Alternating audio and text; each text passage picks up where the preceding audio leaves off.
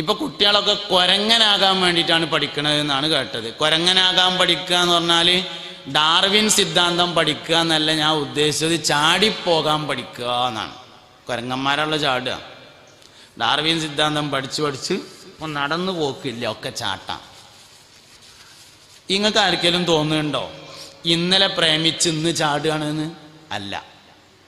പ്രേമം തുടങ്ങി ചാട്ടത്തിൻ്റെ ഇടയിൽ ചുരുങ്ങിയത് 5 കൊല്ലാണ്, 1-2 കൊല്ലല്ല, ചുരുങ്ങിയത് 5 വർഷം ഉണ്ടാവും തുടങ്ങിയിട്ട്. ബാപ്പാക്കും ഉമ്മാക്കും ഒഴിവുണ്ടായില്ല ശ്രദ്ധിക്കാൻ, വേറെ കുഴപ്പമൊന്നുമില്ല. ആ തുടങ്ങുമ്പോൾ തന്നെ ശ്രദ്ധിച്ചാൽ മതി, ഒന്നും സംഭവിക്കില്ല. എങ്ങനെ ശ്രദ്ധിക്കുക? നേരത്തെ പറഞ്ഞ മാതിരി അടയാളം ശ്രദ്ധിക്കണം. ഉമ്മാൻ്റെ മുമ്പിൽ ഒരു കാര്യം ഒരു കുട്ടിക്ക് മറച്ചു വെക്കാൻ കഴിയില്ല. ഉമ്മയാണെങ്കിൽ, പേറ്റ ഉമ്മയാണെങ്കിൽ ഉമ്മാൻ്റെ മുമ്പിൽ ഒരു കുട്ടിക്ക് ഒരു കാര്യവും മറച്ചു വെക്കാൻ കഴിയില്ല. ഉമ്മാൻ്റെ ശ്രദ്ധയിൽപ്പെടും, പക്ഷെ ഉമ്മ അറിയാത്ത മാതിരി ഇരിക്കുകയാണ്. ഉമ്മാരറിയാതെ ഒരു കുട്ടിയും ചാടണില്ല, പക്ഷെ ചാടണിൻ്റെ കാരണം ഉമ്മയല്ല, വാപ്പയാണ്. നല്ലോണം മനസ്സിലാക്കണമെങ്കിൽ ഞാനീ പറഞ്ഞത്, പെൺകുട്ടി കേടുവരുന്നതിൻ്റെ കാരണം ഉമ്മയല്ല, ആരാണ്? വാപ്പയാണ്. അതേ സമയത്ത് ഉമ്മ അറിയാതെ പെൺകുട്ടി കേടുവരില്ല. മനസ്സിലാകണില്ല പഠിച്ചോനെ? കുടുങ്ങിയല്ല റബ്ബേ.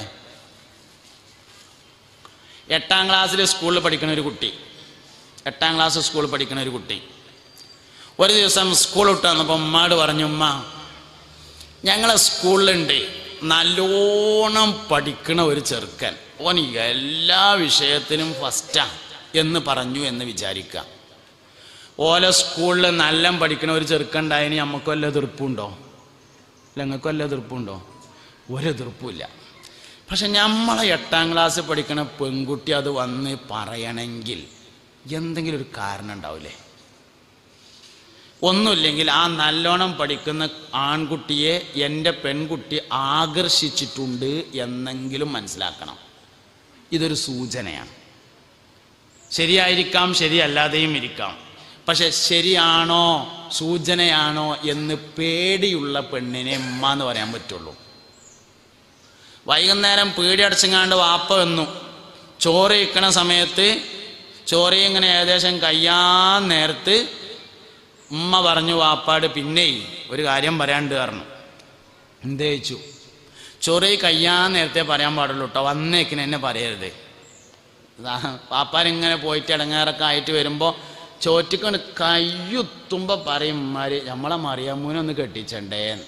അതോടുകൂടി ആ ചോറിറങ്ങൽ നിന്നു. കയ്യാൻ നേരത്ത് പറയാം. എന്ത് പറയാം? ഇന്ന് നമ്മളെ മോള് സ്കൂളിട്ട് വന്നപ്പോഴേ ഓല സ്കൂളിൽ നല്ല പഠിക്കണ ഒരു കുട്ടി ഉണ്ട് എന്ന് പറഞ്ഞു എന്നോട്, ഒരു ആൺകുട്ടി. എനിക്കെന്തോ ഒരു പന്തി കേട് തോന്നുന്നു എന്ന് ഉമ്മ പറയണം വാപ്പാട്. അപ്പോൾ വാപ്പ പേടിയുണ്ടെങ്കിലും പേടി കാണിക്കാത്ത മാതിരി ഇങ്ങനെ ഇരിക്കണം. ഒന്നും ഉണ്ടാവില്ലടി എന്നും പറഞ്ഞാൽ ഒരു സമാധാനിപ്പിക്കൽ. പക്ഷെ ഉള്ളിൽ ചെറിയൊരു ചൂടിങ്ങനെ വേണേനും. എന്താ റബ്ബേത്? 5ാമത്തെ ദിവസം പെണ്ണ് വന്നിട്ട് വീണ്ടും പറഞ്ഞു, ഉമ്മ 9:25 ബസ്സിൽ ഭയങ്കര തിരക്കാ, ഞാൻ ഇനി 9:35 ബസ്സിലാണ് പോണത്, അതിൽ തിരക്ക് കുറവാണ്. ആയിക്കോട്ടെ, തിരക്കില്ലാത്ത ബസ് തന്നെയാണ് പോകേണ്ടത്, നമുക്കും തിരക്കി പോകണമെന്ന് അഭിപ്രായമൊന്നുമില്ല, അങ്ങനെ ആയിക്കോട്ടെ. പക്ഷേ നേരത്തെ പറഞ്ഞ ആ പഠിക്കണ കുട്ടിയും ഈ 9:35 കൂടി എന്തെങ്കിലും ബന്ധം ഉണ്ടാവുക റബ്ബേ എന്ന് പേടിക്കുന്ന പെണ്ണിനെ ഉമ്മാന്ന് പേരിടാൻ പറ്റുള്ളൂ. അല്ലാത്തതിന് വേറെ എന്തെങ്കിലും പേരിടാൻ പറ്റും. പുതിയണ്ണ് എന്നൊക്കെ പറയാൻ പറ്റും. പുതിയണ്ണ് എന്ന് പറഞ്ഞാൽ നല്ല സൗകര്യമാണ്. വാടകയ്ക്ക് തുണിയും കുപ്പായും കിട്ടും, അത് കൊണ്ടുവന്നാണ്ട് ഇടുക.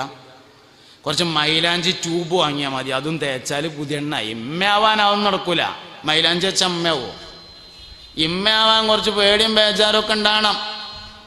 അപ്പം അങ്ങനെ വാപ്പ പിറ്റേന്ന് വന്ന് അന്ന് ചോറ് കഴിക്കാൻ വന്നപ്പോൾ മൂപ്പര് പീടി അടച്ചങ്ങാണ്ട് അല്ലെങ്കിൽ കന്നൂട്ട് കഴിഞ്ഞാണ്ട് വന്നപ്പോൾ പറഞ്ഞു, മോള് പിന്നെ ഇങ്ങനെ ഒരു വർത്താനം പറഞ്ഞിട്ടുണ്ട്, 9:35 നാളെ പോണത് എന്ന്. എനിക്ക് പേടിയാവുന്നുണ്ട്.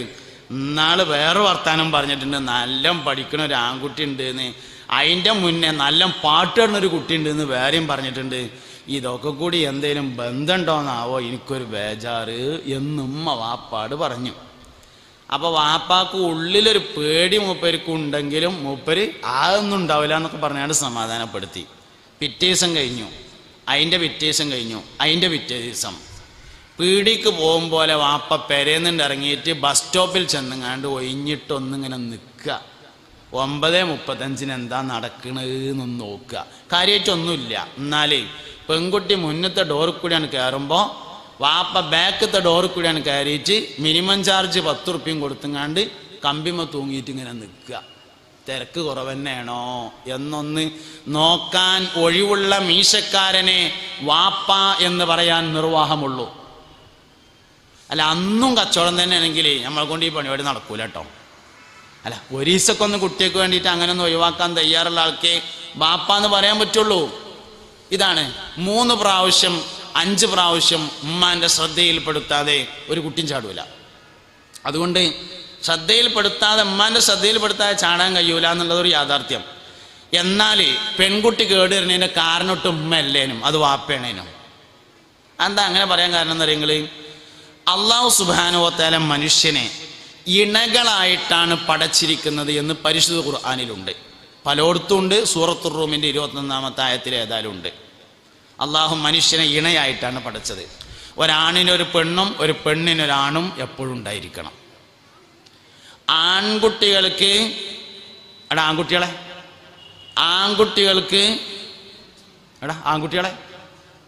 ആൺകുട്ടികൾക്ക് വിവാഹം വരെ പെണ്ണിൻ്റെ പിന്തുണ നൽകുന്നത് ഉമ്മയാണ്. വിവാഹത്തിന് ശേഷം ഭാര്യയാണ്. ഭാര്യയുടെ മരണശേഷം പെൺമക്കളാണ്. ഭാര്യമാർ മരിച്ച ഏതെങ്കിലും വാപ്പാർ പെരയിലുണ്ടെങ്കിൽ നോക്കിക്കോളി, പെൺകുട്ടികൾ വിരുന്ന് വരുന്ന അന്നേ ഓൽക്ക് സമാധാനം ഉണ്ടാവുള്ളൂ. അതുകൊണ്ട് എന്ത് വേണം, ഇടക്കൊന്ന് പെങ്ങന്മാരെ കൊടുന്ന് നിർത്തണം. ഇടക്ക് വാപ്പാനൊന്ന് പെങ്ങന്മാരോടക്ക് കുറച്ച് ദിവസം ആക്കി കൊടുക്കും വേണം. കാരണം ആണിന് ഒരു പെണ്ണിൻ്റെ പിന്തുണ വേണം. അത് ജനനം മുതൽ ആൺകുട്ടികൾക്ക് കല്യാണം വരെ ഉമ്മ നൽകും. കല്യാണശേഷം ഭാര്യ നൽകും. ഭാര്യയുടെ മരണശേഷം പെൺമക്കളായിരിക്കും ആ പിന്തുണ നൽകുന്നത്. ഇങ്ങനൊരു പിന്തുണ ഉണ്ടായിരിക്കണം. പെൺകുട്ടികൾക്ക് കല്യാണം വരെ ഈ പിന്തുണ നൽകേണ്ടത് വാപ്പയാണ്. അതുകൊണ്ടാണ് അങ്ങാടിയിൽ നിന്ന് വരുമ്പോൾ മുട്ടായിപ്പൊതി കൊണ്ടെന്നാൽ പെൺകുട്ടിയുടെ അടുത്ത് കൊടുക്കണം എന്ന് പറയാൻ കാരണം. എല്ലാ ഫിഖിന്റെ കിതാബും പറഞ്ഞിട്ടുണ്ട്, അങ്ങാടിയിൽ നിന്ന് മുട്ടായിപ്പൊതി കൊണ്ടുവരുമ്പോൾ പെൺകുട്ടിയുടെ കൈവശമാണ് കൊടുക്കേണ്ടത്.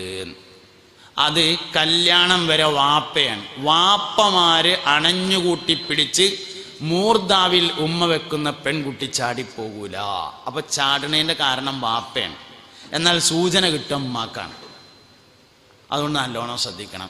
ആൺകുട്ടി കേടുവരുന്നതിൻ്റെ കാരണം ഉമ്മയാണ്. കോളേജ് വിട്ടാണ്ട് ആൺകുട്ടികളെ കൂടെ വരിക, അടുക്കളയിൽ കൂടെ വരിക. പെൺകുട്ടികളെ കൂടെ വരിക, സിറ്റൗട്ടിൽ കൂടെ വരിക. കോളേജ് വിട്ട് വരുമ്പോൾ പെൺകുട്ടികൾ സിറ്റൗട്ടിൽ കൂടെ വരിക, ആൺകുട്ടികളോ മെല്ലെ പോയിട്ട് അടുക്കളയുടെ അത് എങ്ങനെ കയറി വരിക ചെയ്യുക. എന്താ കാരണം? ആൺകുട്ടികൾക്ക് ഉമ്മാൻ്റെ പിന്തുണയാണ് വേണ്ടത്, പെൺകുട്ടികൾക്ക് വാപ്പാൻ്റെ പിന്തുണയാണ് വേണ്ടത്. ഇതന്നെ സംഗതി അറിയണത്. അപ്പോൾ ഇത് ശ്രദ്ധിക്കാൻ വേണ്ടി പറ്റണം. അതുകൊണ്ട് രണ്ടാമത്തേത് ശരീരത്തിൻ്റെ വിദ്യാഭ്യാസത്തിൻ്റെ പരിപാലനം. ഇനി മൂന്നാമത്തേത് സ്വഭാവത്തിൻ്റെ പരിപാലനം. സ്വഭാവം പരിപാലിക്കാരണം എന്താ? ബാപ്പാൻ്റെയും ഉമ്മാൻ്റെയും സ്വഭാവം എന്താ വെച്ചാൽ അതന്നെയാണ് കുട്ടികൾക്ക് ഉണ്ടാകുക. സ്വഭാവം പരിപാലിക്കപ്പെടണമെങ്കിൽ 2 കാര്യങ്ങൾ സൂക്ഷിക്കണം. ഒന്ന് മര്യാദ, മറ്റൊന്ന് ശീലം. 2 കാര്യമാണ് സൂക്ഷിക്കേണ്ടത്. മര്യാദ ക്ലിയറാക്കിയാൽ ആരാധനകൾ, ഇബാദത്തുകൾ ക്ലിയറാകുന്നതാണ്. മര്യാദ റെഡിയായാൽ ഇബാദത്ത് ക്ലിയറാവും. നമ്മളെല്ലോ മര്യാദയും പോകുക എപ്പോഴാണ്? നിങ്ങൾ തിന്നാൻ കണ്ടാലാണ്. നിങ്ങൾക്ക് മനസ്സിലാവുന്നുണ്ടോയെന്ന് അറിയില്ല. നിങ്ങൾക്ക് മനസ്സിലാവുന്നുണ്ടോയെന്ന് എനിക്കറിയില്ല. ഉണ്ടോ?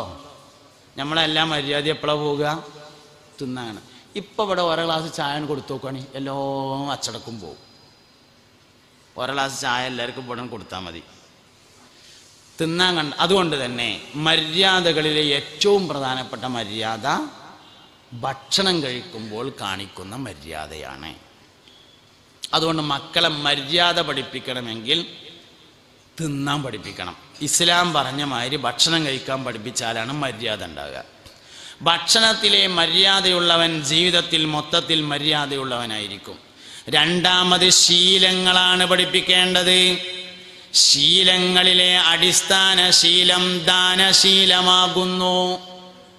ശീലങ്ങളിലെ അടിസ്ഥാന ശീലം ദാനശീലമാണ്. ഭക്ഷണം എന്ന് പറയുമ്പോൾ ശരീരത്തിൻ്റെ പരിപാലനത്തിലും വരും, സ്വഭാവത്തിൻ്റെ പരിപാലനത്തിലും വരും. കഴിക്കുന്ന ഭക്ഷണത്തിനനുസരിച്ചാണ് സ്വഭാവം ഉണ്ടാകുക എന്നാണ്. ഈ ഭക്ഷണം നന്നാകുക എന്ന് പറഞ്ഞാലേ തൊയ്യിബായിരിക്കുക എന്നാണ് അതിൻ്റെ അർത്ഥം. തൊയ്യിബാകുക എന്ന് പറഞ്ഞാൽ ഹലാലായാൽ പോരാ തൊയ്യിബാകാൻ. ഹലാൽ വേറെയാണ്, തൊയ്യിബ് വേറെയാണ്. തൊയ്യിബുകൾ എല്ലാം ഹലാലായിരിക്കും, ഹലാല് മൊത്തം തൊയ്യിബല്ല. ഇടച്ചോനെ,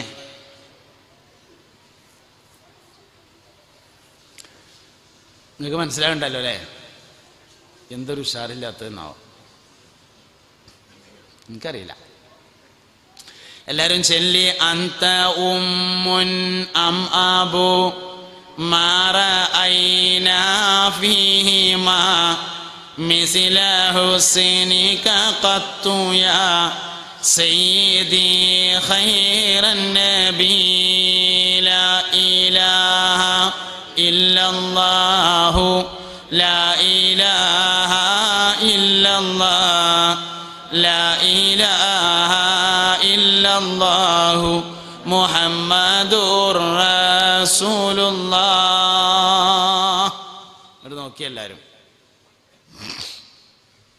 ഭക്ഷണം നന്നാവുക എന്ന് പറഞ്ഞാൽ ചിക്കനായിരിക്കുക എന്നല്ല അതിൻ്റെ അർത്ഥം, തൊയ്യിബായിരിക്കുക എന്നാണ് അതിൻ്റെ അർത്ഥം.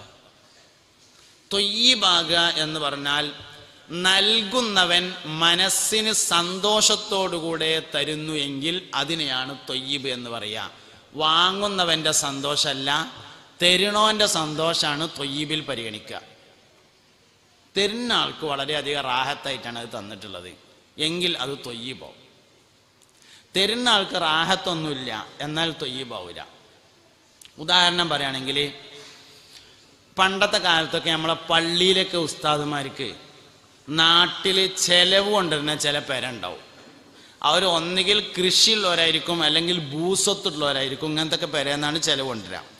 കൃഷിയുള്ളവരാണെങ്കിൽ കന്നിമാസത്തിൽ കൊയ്താൽ, നെല്ല് കൊയ്താൽ ഒരു കൊല്ലം ചോറ് ഇക്കാനുള്ള നെല്ല് പത്തായത്തിൽ കയറ്റിയിടും.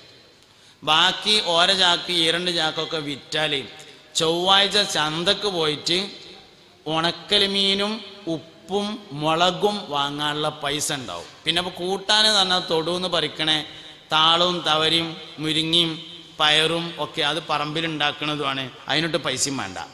അതുകൊണ്ട് നാളെ ഉച്ചക്ക് ഒരു 2 ആൾ ഭക്ഷണത്തിനുണ്ടാവും, അങ്ങോട്ട് ഇട്ടോ എന്ന് പറഞ്ഞാൽ വന്നോട്ടെ അറിയും, ഒരു കുഴപ്പമില്ല അറിയും. അതേ സമയത്ത് പള്ളിൻ്റെ മൂത്രപ്പുര പൊളിച്ച് നേരാക്കുന്നുണ്ട്, ഒരു 1000 റുപ്യ നിങ്ങളെ വക സംഭാവന ചെയ്തട്ടെ എന്ന് ചോദിച്ചാൽ പിന്നെ ഇപ്പോൾ അവിടെ ഒന്നുമില്ല, അടുത്ത കൊയ്യൽ കഴിയട്ടെ, നെല്ല് വിറ്റിട്ട് തരാം എന്ന് പറയും.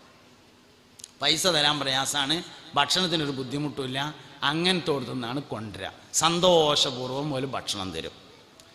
പിന്നെ ഇപ്പോൾ കുറേ കാലമൊക്കെ കഴിഞ്ഞ് ഇപ്പം ഞാനൊക്കെയാണ് കമ്മിറ്റിയിലുള്ളത്. ഇപ്പോൾ പ്രസിഡന്റ് സെക്രട്ടറി ഒക്കെ ആയിട്ട്. അപ്പോൾ ഫസ്റ്റ് ജനറൽ ബോഡി കഴിഞ്ഞ് ആദ്യത്തെ മീറ്റിംഗ് തന്നെ എടുക്കുന്ന തീരുമാനം എന്താ പറയുക, മഹല്ലിലെ എല്ലാ വീട്ടിൽ നിന്നും പള്ളികൾക്ക് ചെലവ് കൊണ്ടുവരണം, അല്ലെങ്കിൽ മയ്യത്ത് കൊണ്ടുവരണ്ട തീരുമാനം.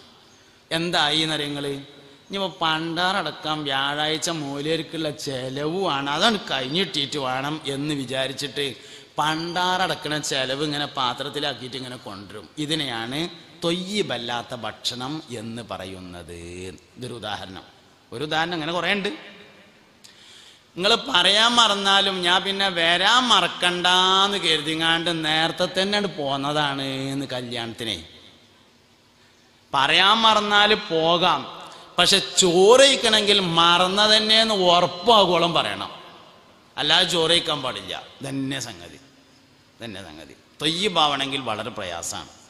ഇതിപ്പോൾ എന്താ വെച്ചാൽ നമുക്ക് നാട്ടിൽ വാടക കിട്ടാൻ 3 പീഡി റൂമും 2 കോട്ടേഴ്സും ഒക്കെ കൂടി ഇങ്ങനെ ഇങ്ങോട്ട് ഉഷാറായി വന്നപ്പോത്തിന് അറബി ഏകദേശം എത്തിങ്ങാനെ ചേർക്കാൻ പറ്റിയ കോലത്തിലായിട്ടുണ്ട്. മെലിഞ്ഞിട്ട് മേശൻ്റെ അടിയിൽ കൂടി എടുത്തതാണ്. അത്യാവശ്യം ഇങ്ങനെ പീഡി റൂമൊക്കെ ഇങ്ങനെ ആയിട്ടുണ്ട്. ഇത് കൊടുത്താൽ നേരാവൂല എന്നാണ് ഇപ്പോൾ ഈ പറഞ്ഞതിൻ്റെ അർത്ഥം. നിങ്ങൾക്ക് തിരിഞ്ഞില്ലെങ്കിൽ ഒട്ട് തിരിയില്ല, ഇതാണ് സംഗതി. അപ്പോൾ ഹലാലായാൽ പോരാ, തൊയ്യിബാവണം.